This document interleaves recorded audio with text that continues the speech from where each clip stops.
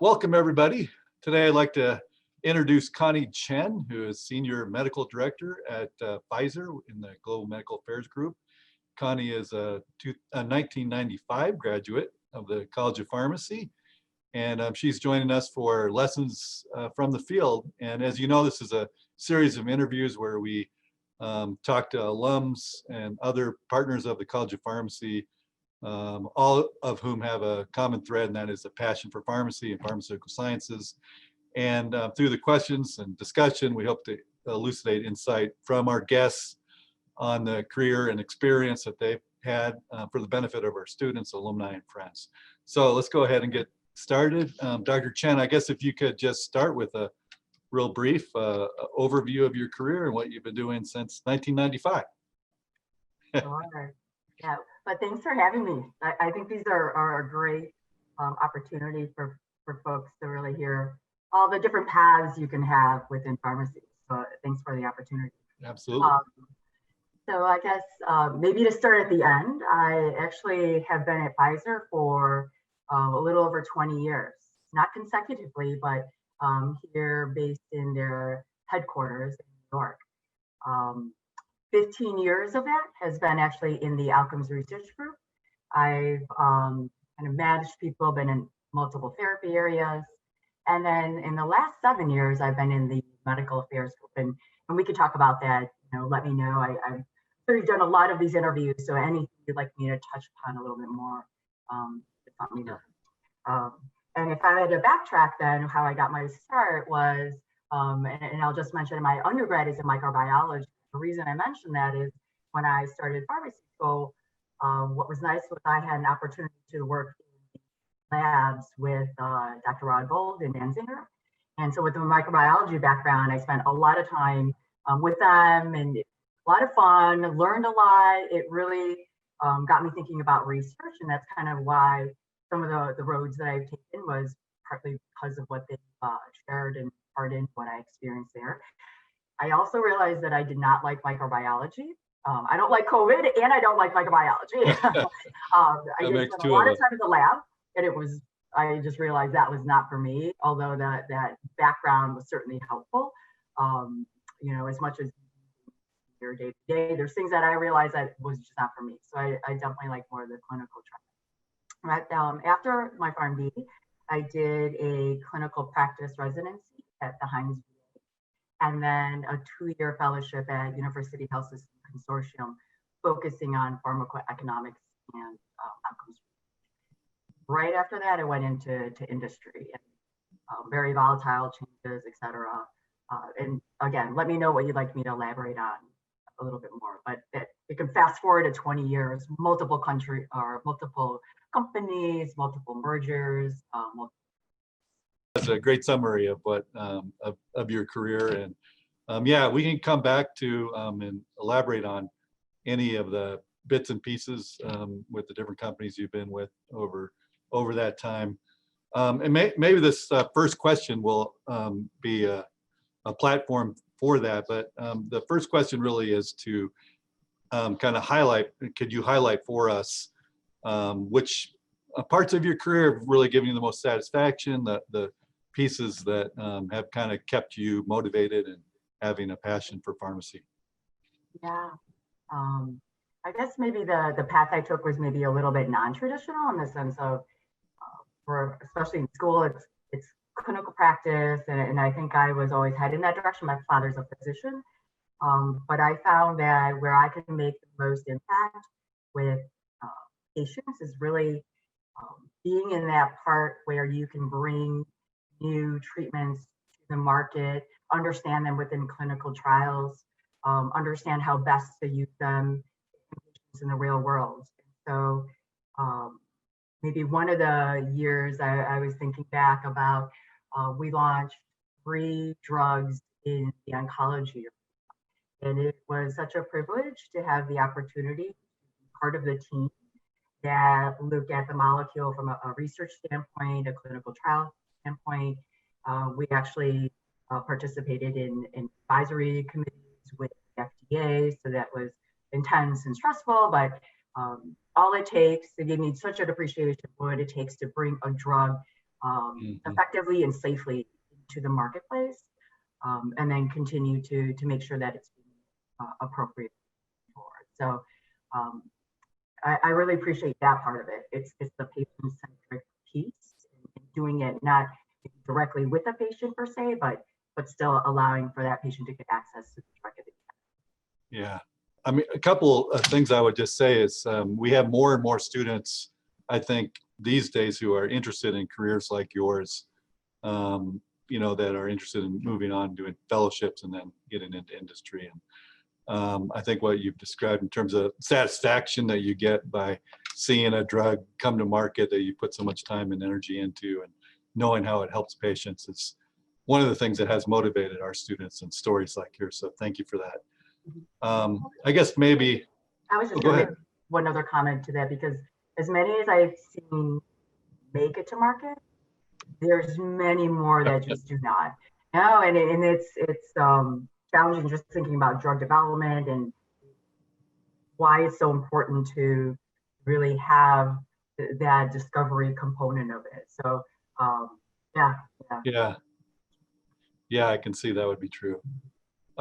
So your story, you started at the end and worked backwards. Maybe we could go back to the beginning again and just maybe more about your time at UIC in the College of Pharmacy and what you mentioned some of what helped prepare you. You're working with Dr.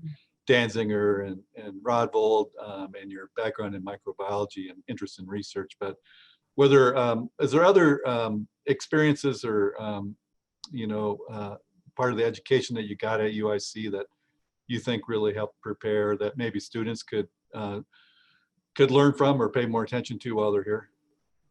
Sure.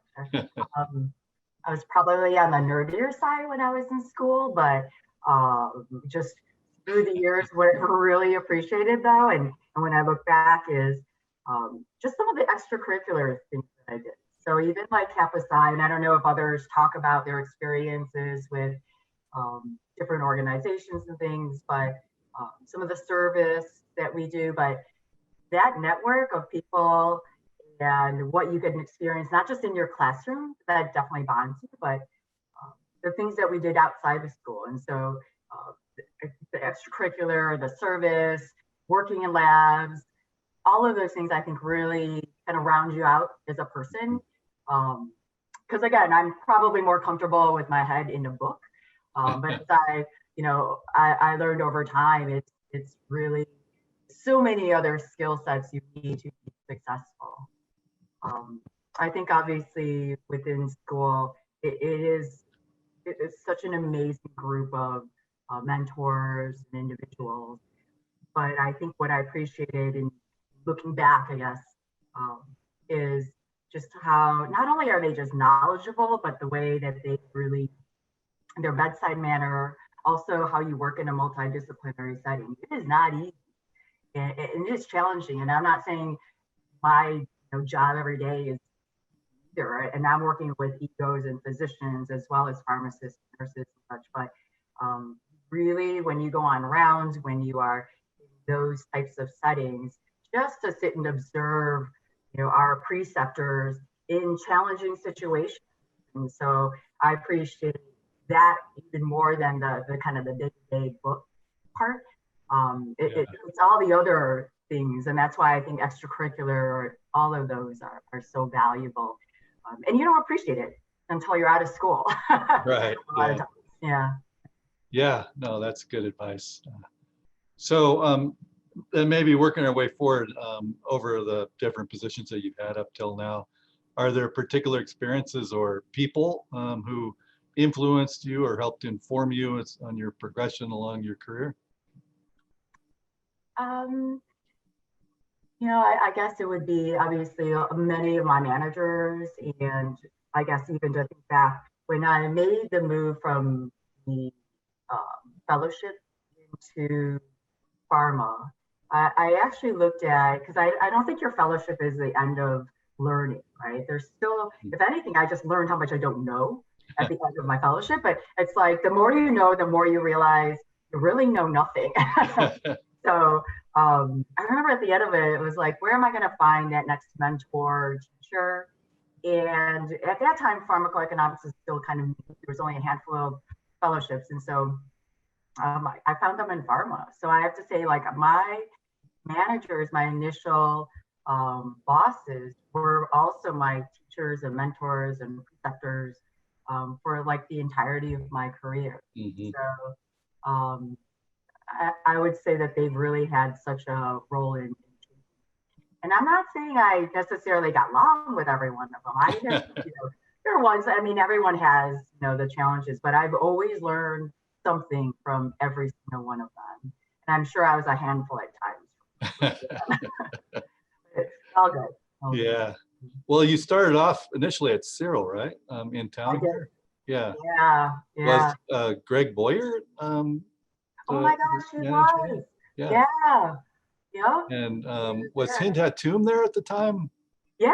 He was Yeah. there. Yeah. I mean, she moved over from UIC and Yeah. yeah. Yeah. She was also brilliant. I mean, like, you could not have a better learning opportunity, but it was not traditional, right? Most people be like, well, aren't you going to go to a academic center or do this within a hospital, or why are you going to pharma? But there were these incredible researchers there. And so Yeah.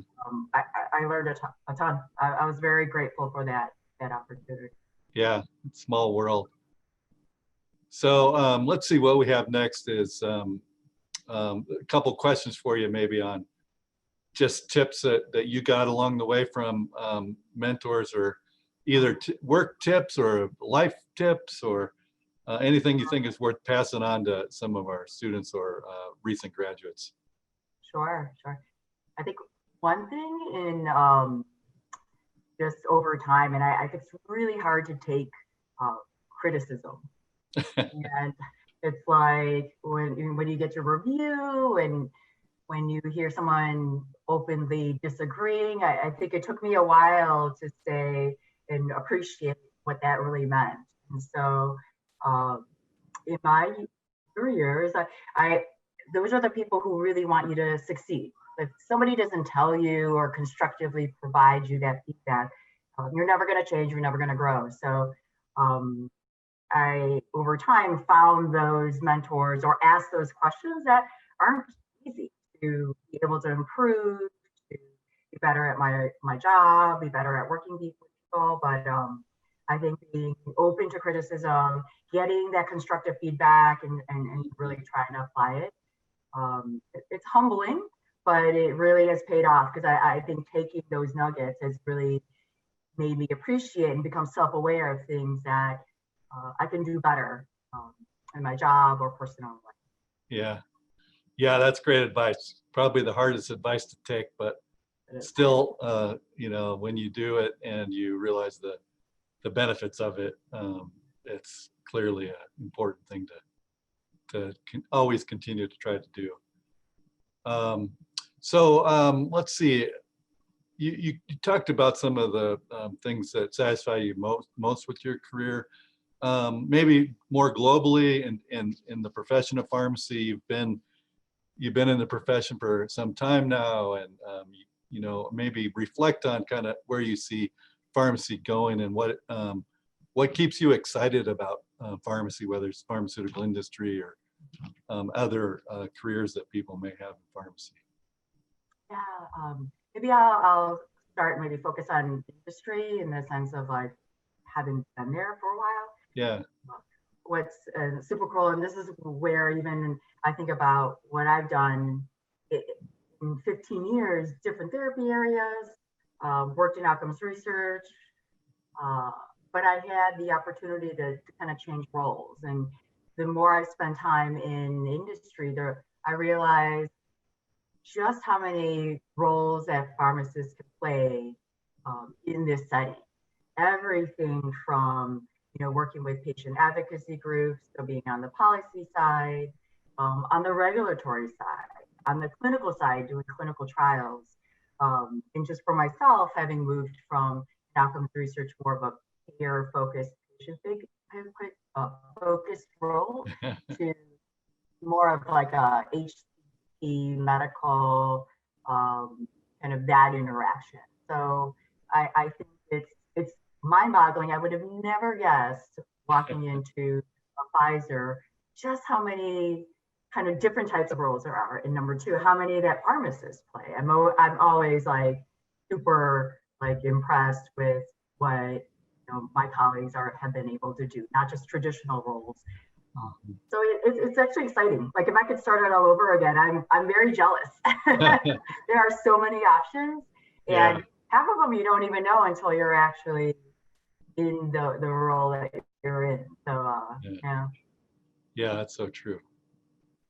Well, Connie, maybe to wrap up this interview, just last words of advice for our students, or any additional comments or thoughts you have for those that are listening. We have obviously students who are, early in their program and wondering, what they need to do while they're in school to be most competitive. And then we have those that are, close to graduating or maybe considering residencies or fellowships. And of course, those that have graduated recently that are just starting their careers and also trying to plan their career out. So any additional advice for any of those groups, I'm sure would be very welcomed.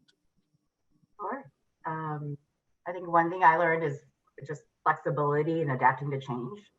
I think I've gone through 5 mergers, at least, within the companies that I've been at. So I say I've been at Pfizer, but there's been a lot of reorganizations and stuff. Yeah. That's the nature of pharma, but also in institutions and things. And so I think just being flexible, adaptable, open-minded to some of the changes, because that's always brought me opportunities to either manage people or go to a different therapy area and challenge. So I think the flexibility, that adaptability, is also very appreciated by your manager when you're willing to kind of step up and do different things. And the other is, and actually just speaking with you and speaking with Ben before this, this whole kind of keeping in touch. Like I do wish I did a little bit more of that. It was nostalgic. So I did kind of reach out to a couple of people and just kind of see where they are. It does make you nostalgic and reminds me how important those relationships were. And I may not keep in touch with them, but I definitely, if I think back about my career, do think about those times where they either planted a nice nugget in my head or opened my eyes to a different experience, my eyes to research and things. So all of the things, if they could think about making sure they maintain those relationships, it is just invaluable. Yeah, that's excellent. Well, thank you, Connie. This has been a lot of fun. I'm sure that our listeners will enjoy this and appreciate you taking the time to do this. And always great to see alum from the past and reconnect. So hopefully we'll have a flurry of emails and likes and folks contacting you afterwards. Now it's getting reconnect. I'm going to have to just send this all out now. All right. Well, thanks. It was good. Yes, absolutely.